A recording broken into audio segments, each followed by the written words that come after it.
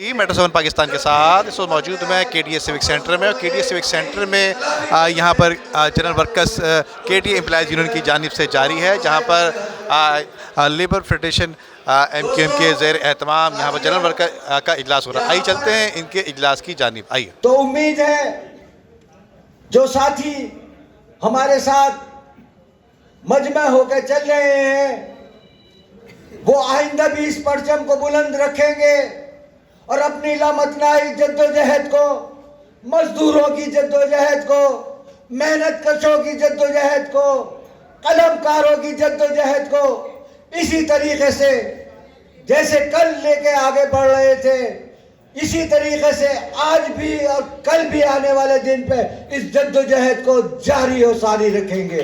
Date थी जब ये अमानत हमारे सुपुर्द की गई थी, 11वां साल ये चल रहा है। मुश्किल वक्त भी हमने देखा है और वो ताकत भी देखी है इस बिल्डिंग के अंदर। हर तरह के गर्मो सर्द हालात साथियों ने देखे हैं और वो मुश्किल वक्त निकल गया है और बहुत खुशी महसूस हो रही है कि जो MQM की असल ताकत थी वो इस बिल्डिंग में बहाल हो रही है। आज रात को 5 मिनट के लिए सिर्फ 5 मिनट निकालिएगा और ये सोचिएगा कि इन 35 साल की जद्दोजहद से हासिल क्या हुआ। जब हम इस तहरीक में शामिल हुए थे तो हमारा सिर्फ एक मकसद था, ना ट्रांसफ़र थी, ना पोस्टिंग थी, ना नौकरी थी, ना इलेक्शन जीतना था। सिर्फ एक मकसद था। पुराने साथी हैं बैठे हुए, मैं नाम लेना मुनासिब नहीं, कई साथी बैठे हुए। सिर्फ एक मकसद था कि अपनी आने वाली नस्लों को बेहतर मुस्तकबिल देना।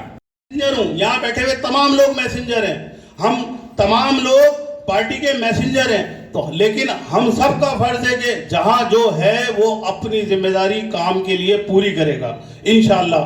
मुत्तहिदा कौमी मूवमेंट, ये मुत्तहिदा कौमी मूवमेंट क्यों है? क्योंकि इस मुत्तहिदा कौमी मूवमेंट का नजरिया है कि भाई अगर ये मुहाजिरों की नुमाइंदा जमात है तो इसी जमात में ये हौसला है कि ये तमाम कौमियतों को, तमाम जुबान बोलने वालों को अपने साथ लेकर चलती है। ये हौसला भी इसी MQM के पास है कि जिसने अपने मैंडेट में हमारे दूसरी जुबान बोलने वाले भाइयों को MPA भी बनाया, MNA भी बनाया, सेनेटर भी बनाया। ये किसी और जमात के पास हौसला नहीं है।